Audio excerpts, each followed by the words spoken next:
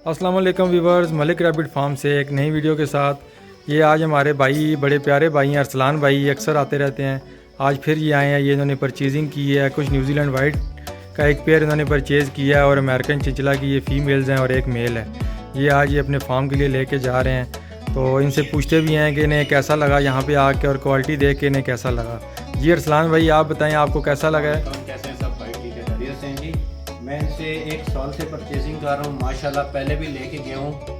मैं इनके पास 4 पेयर लेके गया था और बहुत अच्छा रिजल्ट मिला। वो तो मैंने सेल कर दिए। आज फिर मैं लेने के लिए आ गया हूँ। मैं बच्चे लेके बड़े करके सेल करता हूँ, पर इनमें बहुत प्रॉफिट मिलता है 3-4 मंथ के अंदर। ठीक हो गया।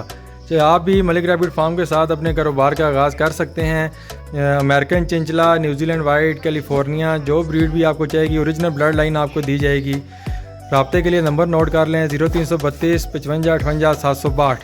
0332 55 58 762 ये हमारा नंबर है। बहुत बहुत शुक्रिया। अल्लाह हाफिज़।